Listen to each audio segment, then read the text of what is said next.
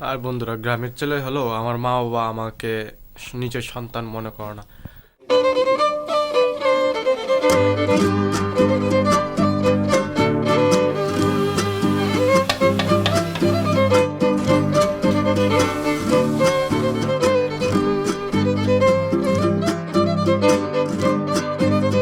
বন্ধুরা, দেখতে পাচ্ছ গ্রামের সকাল। তো গ্রামের সকালটা দেখতে দেখতে কেমন তোমরা দেখে নাও, খুব সুন্দর লাগছে। তো দেখতে পাচ্ছ মধ্যেখানে একটা নদী আছে, নদী পার হয়ে যায় কৃষি জমি। তো নদী পাড়ে যে দেখতে পাচ্ছ অনেকগুলা সেই গাছগাছালি আছে, সেই সব গাছগাছালি হলো কৃষি জমি। আর এদিকে মানুষে বসবাস বসবাস মানে আমাদের বাড়িঘর বসবাস করে।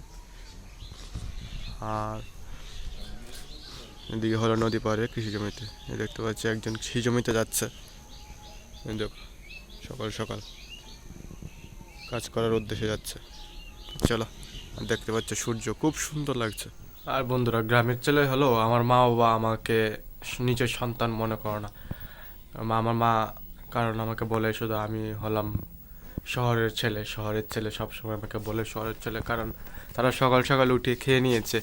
আর এখন বাজে আটটা। তো আমি এখন উঠলাম, কারণ শহরের ছেলেরা তো এতটার সময় উঠে। তারপর এখন জল খাবো, প্রথম জল খেয়ে নেবো। বন্ধুরা, আমার মা বাবা আমাকে নিজের সন্তান না ভাবলে কি হলো, আমি তো তাদের মা বাবা ভাবি। কারণ আমি তো জানি আমি গ্রামের ছেলে, কিন্তু তারা আমার সবসময় টাউনের ছেলে হিসেবে মানুষের কাছে পরিচয় দেয়। তো তার জন্য আমার মনে একটু কষ্ট। তো মনে কষ্ট নিয়েও আবার মা ম্যাগি করেছে, শহরের ছেলের জন্য ম্যাগি করেছে, ওই তো ম্যাগি। তো শহরের ছেলে টিভি দেখতে দেখতে খেয়ে নেবে ম্যাগি, টিভিও চালিয়ে দিয়েছে। আর এখন বাজে প্রায় দেখতে পাচ্ছ 8টা 5। চলো ম্যাগি খেয়ে তোমাদের সঙ্গে আবার কথা বলবো। তো বন্ধুরা, আমি অ্যাকচুয়ালি গ্রামের ছেলে, আমার মা বাবা শুধু শুধু আমাকে টাউনের ছেলে বলে। তার জন্য আমার একটু খারাপ লাগে। তো তোমরা কমেন্ট করে অবশ্যই জানিও। তারপরে বন্ধুরা চলে আসলাম তোমাদের জেমিয়া লিলিকে দেখানোর জন্য, কারণ আমাদের লিলিকে বেল্ট লাগিয়েছি। বেল্টটা লাগাতে হলো কারণ ও খুব দুষ্ট হয়ে গেছে, বাড়িতে থাকে না, ও ঘোরাঘুরি করে সারা এলাকা, তার জন্য বেল্ট লাগাতে হলো। তো বেল্ট প্রথমে না করেছিলাম, কারণ বেল্ট লাগালে মনে একটু কষ্ট হয়, তারপরেও বাধ্য হয়ে লাগাতে হলো।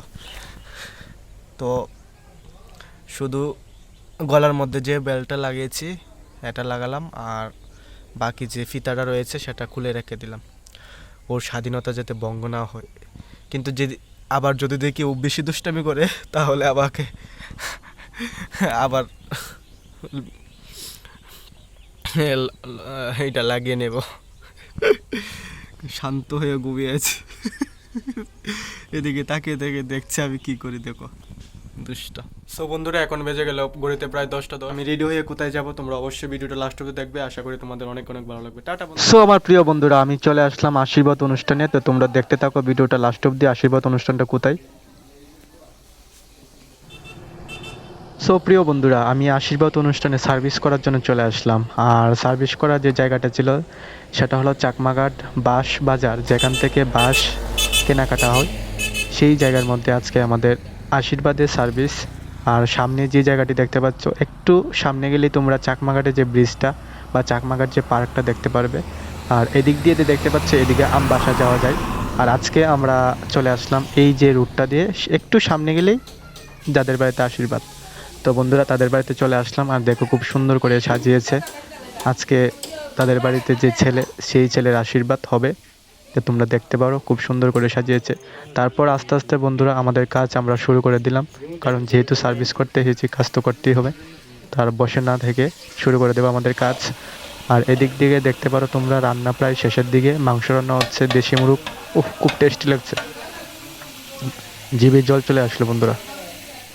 তারপর বন্ধুরা আস্তে আস্তে আমাদের কাজ আমরা শুরু করে ফেললাম, ট্রেগুলা সবগুলো ধুয়ে লবণদানি সাজিয়ে নিলাম। আর ফাইনালি বন্ধুরা আশীর্বাদের লুক চলে আসলো। আর এই যে দেখতে পাচ্ছ ক্যামেরাম্যান ভাই, তাদের ক্যামেরা সবগুলো ঠিক সেট আপ করে নিচ্ছে। আর বরণ ডালাগুলি খুব সুন্দর করে রেখেছে, তার জন্য তোমাদের দেখাতে পারলাম। তারপর চলে আসলো জামাইবাবু। তো জামাইবাবু যার বিয়ে হবে, তো তাকে তো আজকে আশীর্বাদ করতে হবে, তার জন্য সুন্দর করে বসে আছে, ফটো টুটু তুলছে। তারপর ক্যামেরা করছে। আর এই যে দেখতে পাচ্ছ ভদ্রলোকটাকে, ক্যামেরাম্যানকে বলছে তুই সর এখান থেকে, আমার মোবাইলই আমার সবচেয়ে বড় ক্যামেরা, সেটা দিয়ে সেও ব্লগিং করছে, জানে না কী করবে। তারপর আশীর্বাদের লোক চলে আসলো, জামাইকে আশীর্বাদ করবে। আর জামাইকে বন্ধুরা কি কি উপহার দেওয়া হয় তোমরা অবশ্যই দেখবে। তাই এটা দেখে বন্ধুরা আমারও মনে হয়েছিল, কারণ আমার জানি কবে আশীর্বাদ হবে, কারণ আমারও বয়স প্রায় অনেক বড় হয়ে গেছে। আমি আস্তে আস্তে বন্ধুরা এখনই দেখতে হবে একটা সেরা জিনিস দেওয়া হবে। তো সবারই ইচ্ছা থাকে যখন তোমরা, বিশেষ করে ছেলেরা যখন বিয়ে করো তখন। তা আমার জানি ইচ্ছা পূরণ হবে কি না জানি না আমি, তবু তোমাদের বলে রাখছি। তো কাদের ইচ্ছা থাকে তারা অবশ্যই কমেন্ট করে জানাবে। বুঝলে আমারও ইচ্ছা, আমার একটা স্বর্ণের চেন লাগবে শ্বশুরবাড়ি থেকে। সো বন্ধুরা দেখতে পাচ্ছ কাকু বললো যে আমি বেগুনি করতে পারবো না, তোরা বেগুন ভাজা দিয়ে তাদেরকে খাওয়াবি, আমি জানি না। আর বন্ধুরা দেখতে দেখতে বউ এসে বসে পড়লো। তারপর আমরা সকলকে মিষ্টি দিয়ে দেব, কারণ তারা বসে পড়লো মিষ্টি খাওয়ার উদ্দেশ্যে। তো বন্ধুরা তাদের মিষ্টি খাওয়া শেষ হলে আমরা তাদেরকে খাবার সার্ভ করে দিলাম। তো প্রিয় বন্ধুরা আজকের ভিডিওটা এতটুকুই পর্যন্ত, তোমাদের সকলকে অসংখ্য ধন্যবাদ।